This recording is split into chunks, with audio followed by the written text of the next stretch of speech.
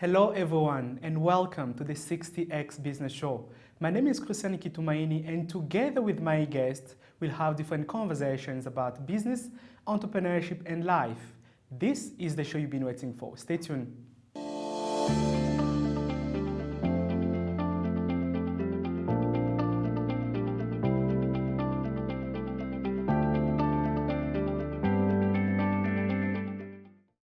In today's conversation, my guest, she's an amazing entrepreneur.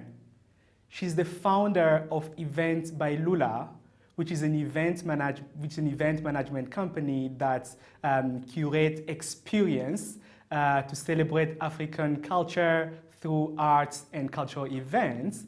And she's also the co-founder of Kemer, which is a premium Afrocentric fashion brand and accessory brand. And in the studio, she's Nandan Lula Takele. Lula, welcome to the show. Thank you. Thank you so much for having me. How are you today? I'm very good. And yourself? I'm super great to have you. Good. Yes, thank you. I'm so happy to be here. Awesome. Relax. It's going to be fun. It's going to be fine. On the 60X, we'll be spinning the wheel, and randomly you'll get a number, and from there I'll ask you a question. Are you ready? Yes. Over to you. Let's do this. What is your lucky number? Number 8. Okay, let's see if you'll be able to get your lucky number. Wow! Congratulations, you got your lucky number. Wonderful. As you've seen, Lula, they got a lucky number. And can you share with us what were your dreams and passion as a little girl growing up? Well, actually, that's how art really started, I would say. I really loved sketching, and I had a cousin who lived with us then who was an artist. So I used to sketch right when he does, and I used to recreate the things that he used to have. And so I've always been drawn to art in that way. But I also loved to work with kids and wanted to like volunteer or go to like places that I can teach and volunteer and things like that. So that developed over time when I was going through like middle school and high school. But art has always been there. So when you were young, you always had that passion to be an artist, create things. Yes, absolutely. Were you messing up things around the home with your paintings and your drawings? Actually, not really. But my dad used to really encourage it. Yeah. So we used to have like big papers and crayons and things like that. So I used to draw in my little corner. So it not really messing up, but rather taking up that place and creating something on my own. Yeah. Interesting.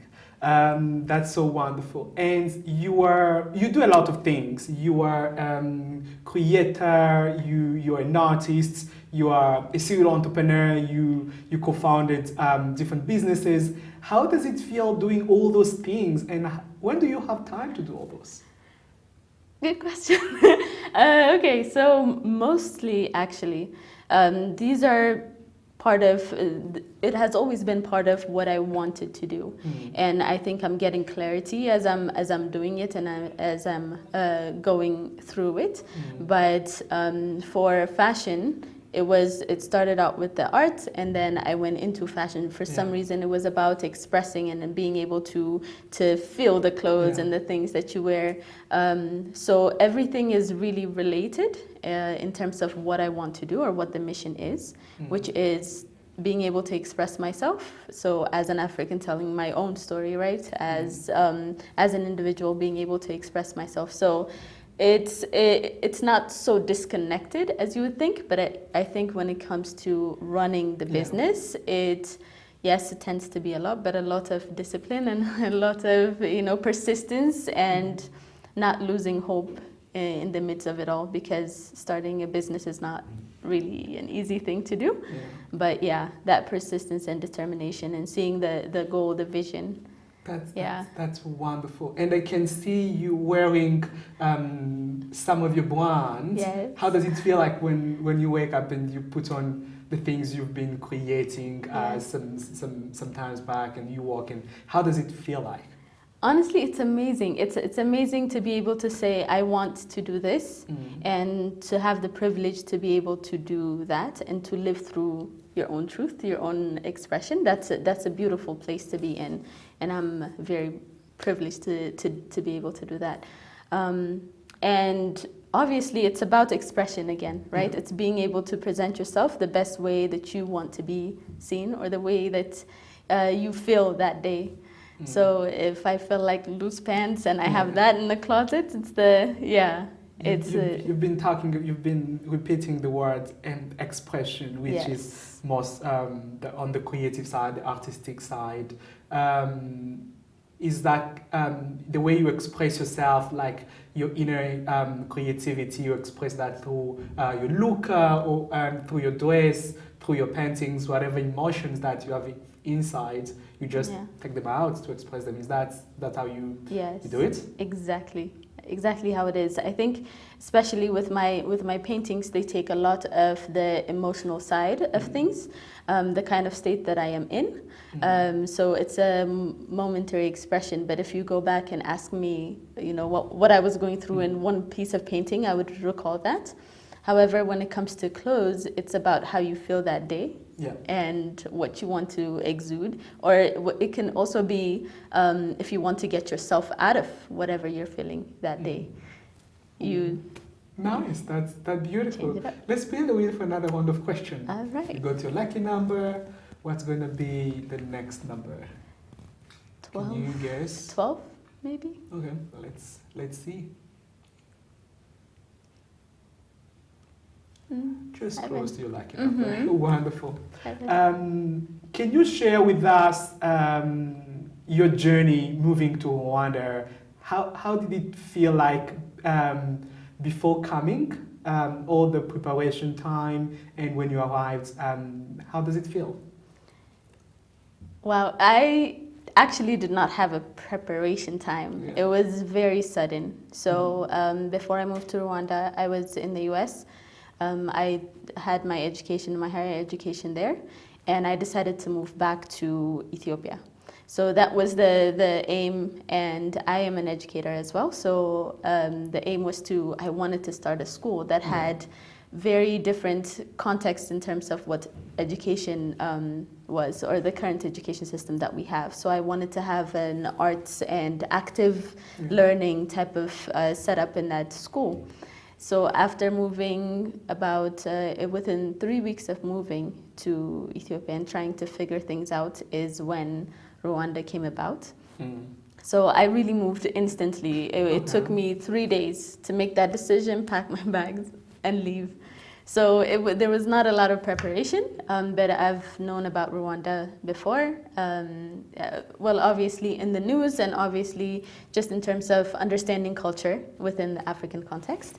But yeah, the move has been instant, but I felt like it was the right thing to do. I did not even bat an eye when I heard about the opportunity. It was just like, let's go. So and as soon as I got here, it felt like home. It has a lot of pieces that is very familiar to me, and I've gotten the compliment that I also look Rwandese. So it's not. I did not look like a foreigner, even though I give off that feeling sometimes. So it has been very amazing, and the fact that you can see the trajectory of how it can grow and how you can grow as a person, or if you plan to have a business, being able to see how you can develop something. And having access to certain networks, it makes it even more motivational to continue to do what you do. So it's been amazing. That is wonderful. And my follow-up question is, how do you see the creative sector in Rwanda evolving with the value add that you're bringing with your event by Lula, that is more experiential, curated events? How are you adding value as also the creative sector is evolving in Rwanda?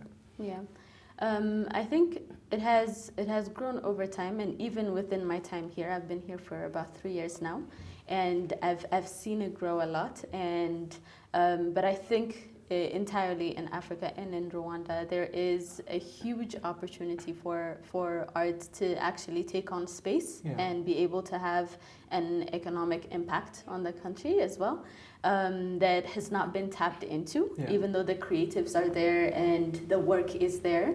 I don't think it has taken up that space it needs to.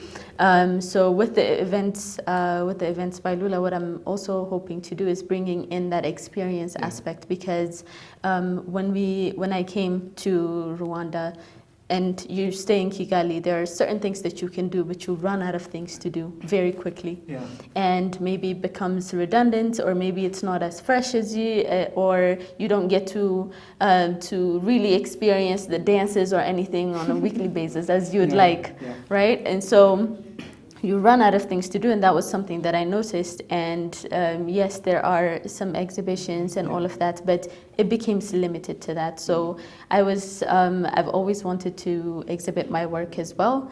And whenever I went, it did not have that feeling of how I wanted to show off my art, right? Wonderful. So yeah, it was just being able to create that space for people to come, be inspired, and encourage the artists as well.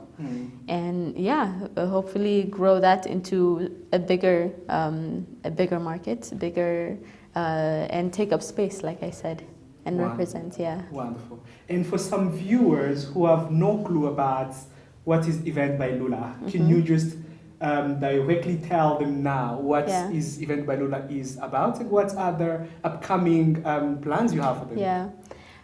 Okay, so Events by Lula is basically we are curating experiences through arts and culture, and the purpose is to tell African stories. And by African stories, we mean all Africans. We all have a beginning, we all have a starting point, and we deserve to have the stage and the platform to be able to say, this is who I am, this is what I bring, and this is how I express myself. And so by curating those experiences and creating those spaces for artists, we're able to voice our opinions about who we are, which eventually will also change the trajectory of how the world sees us. So, yeah. Wonderful. Let's spin the wheel for another round of questions. You got 7, Sure. 8. What's going to be your next lucky number? Apart from 14. 12. Changing now? I'm changing now. Okay, let's see. I think I really like this this science. Wonderful. Can you share with me how does it feel to be an entrepreneur? At the top of my head, the word that would come is it's liberating, and it's lonely. Lonely? Yes. Can you elaborate more about the loneliness of Because the way that you see your vision, the way that you see what you want to accomplish, not everybody's going to see it around you, and not everybody's going to say, "Oh yeah, you can do that."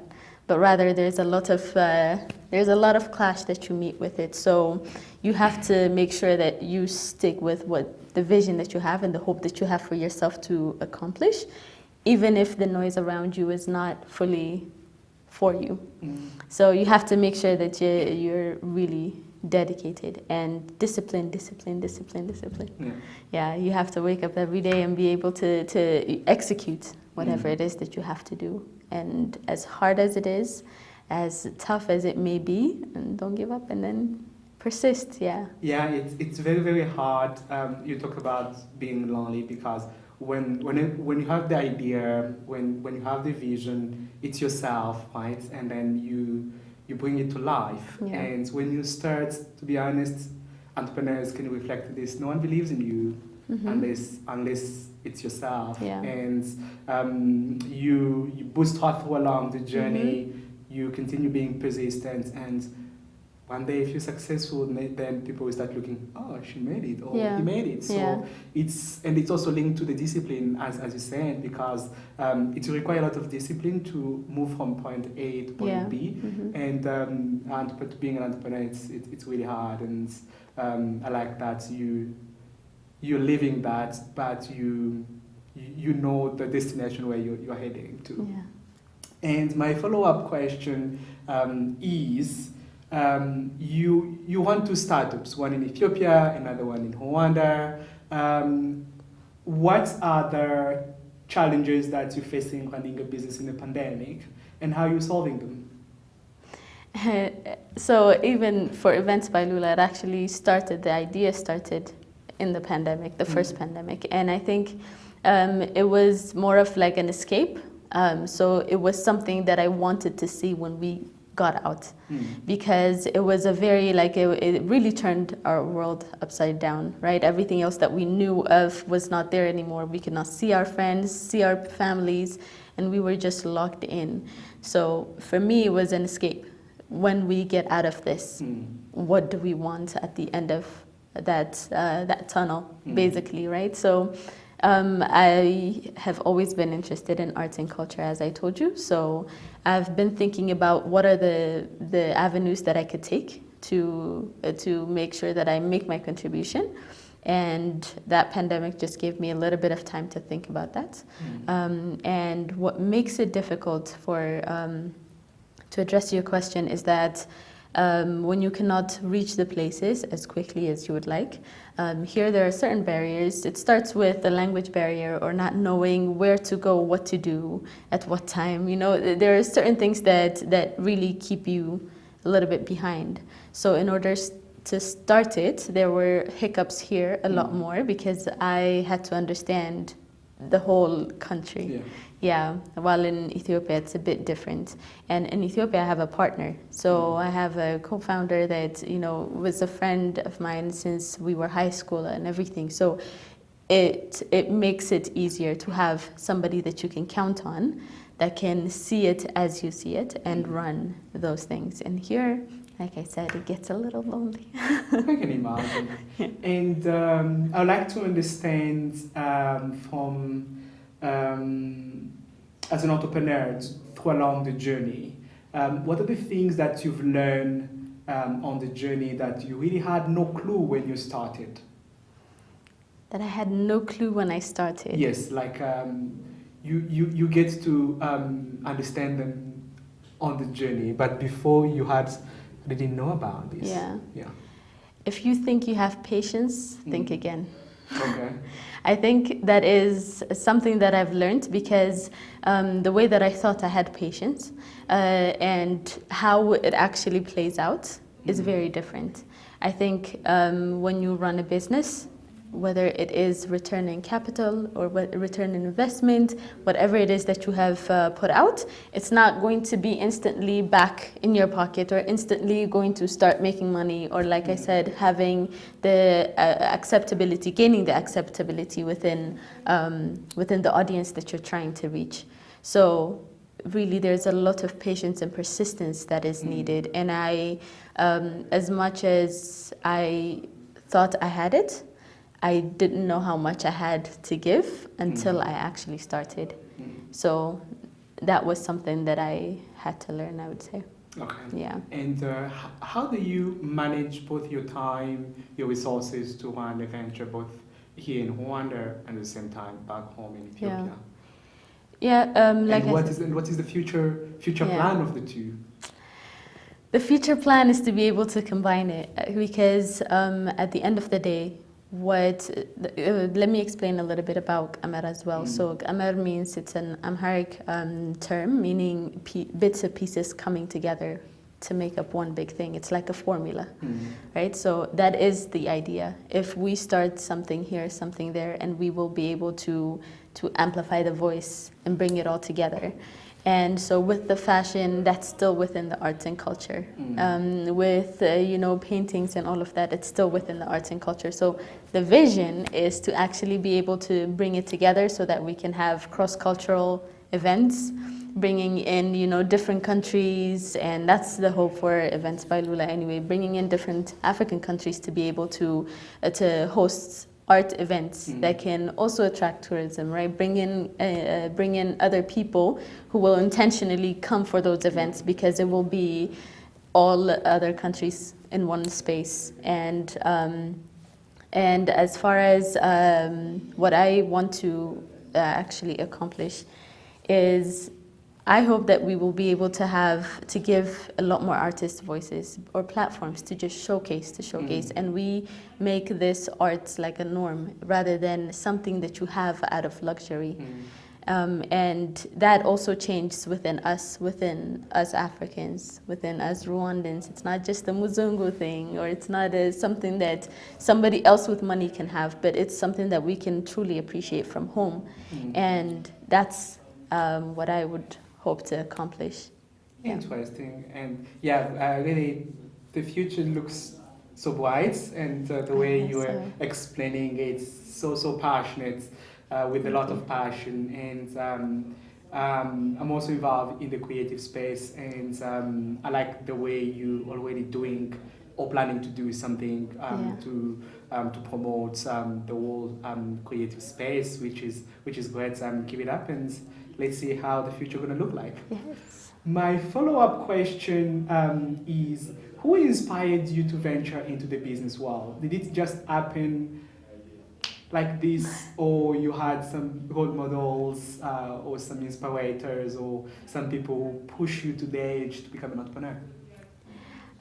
I have a lot of people that I look up to, but I don't think it was part of my start, I would say. My start just simply came out of, I want to be able to control or to have control over what I do or what I contribute to this world.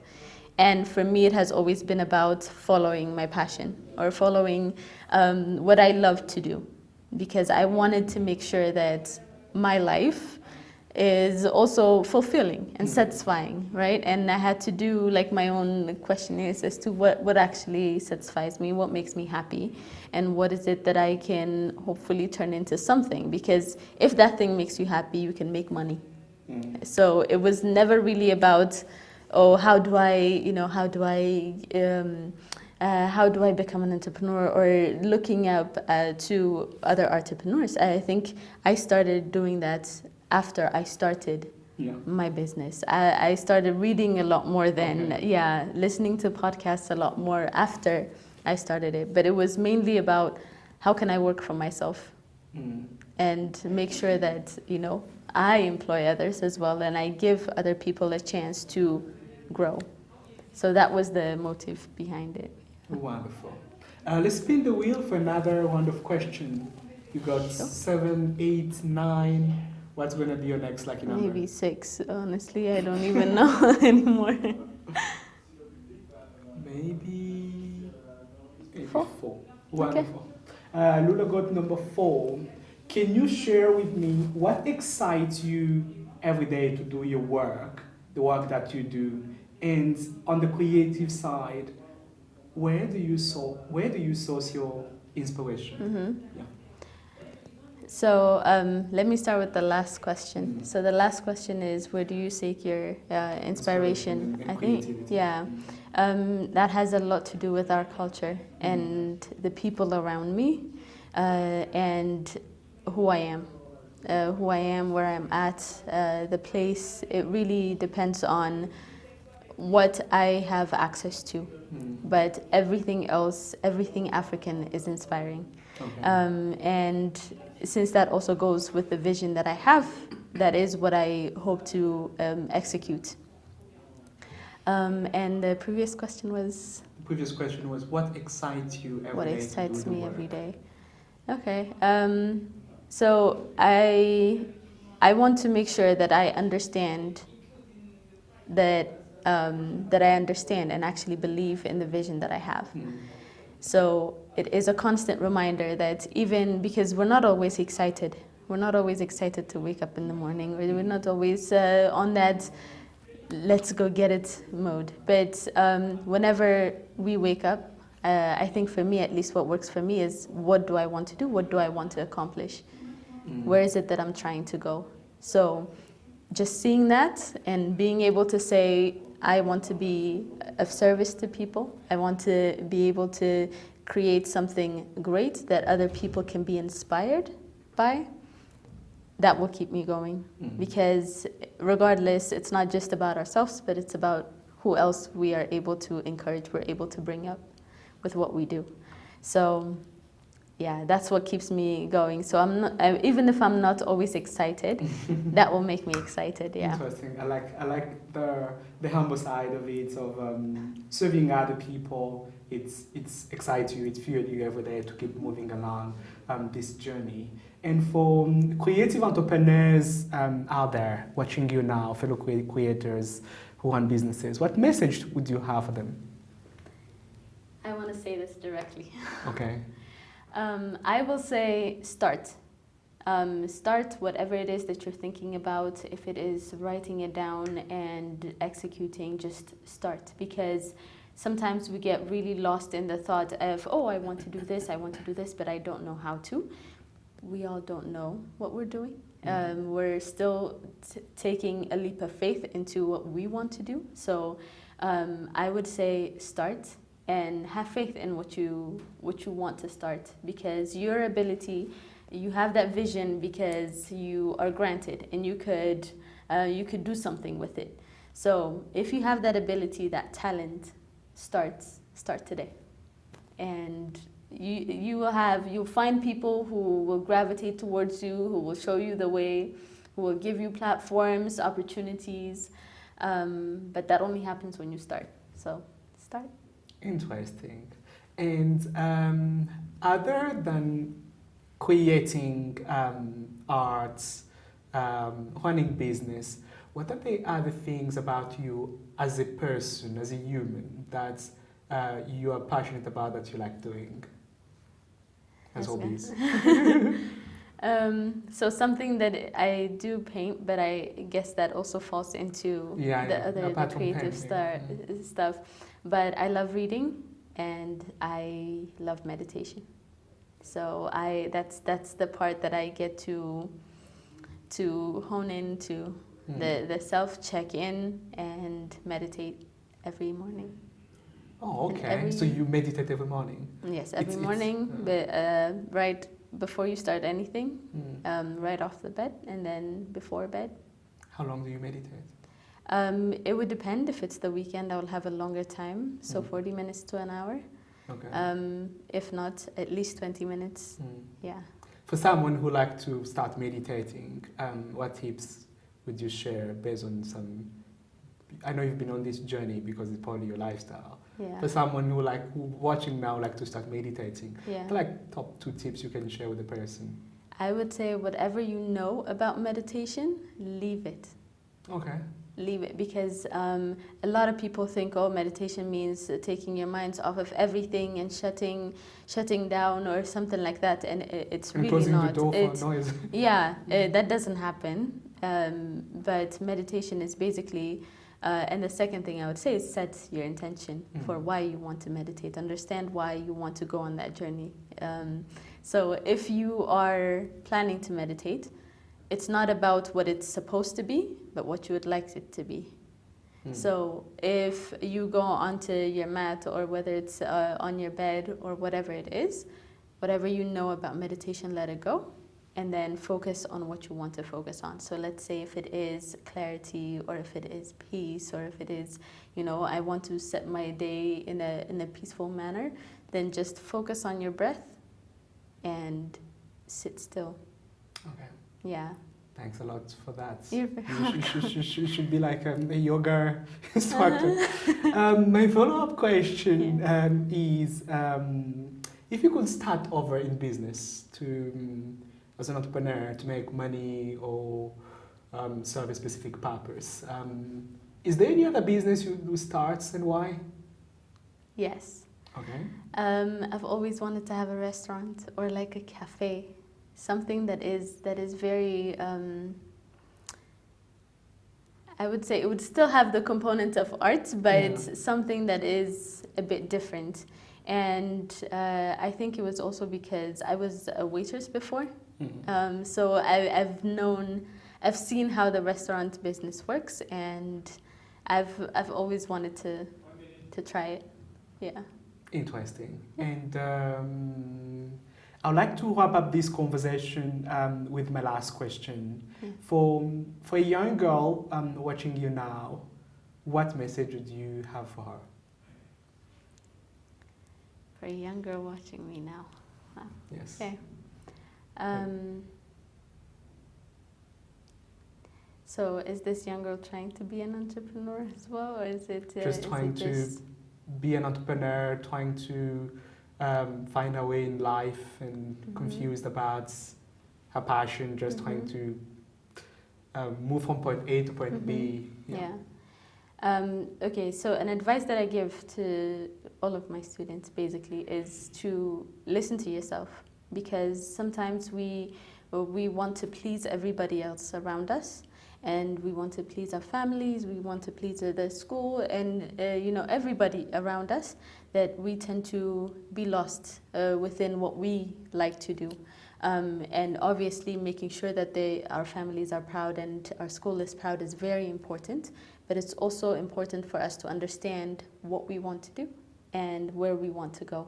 So I would tell her to pay attention to what she wants, what she likes, and being able to articulate that is very important, especially because there's already an expectation of what you should be like as a woman, as a girl. These are the things that you have to do, and there's already a set checkbox that you have to complete.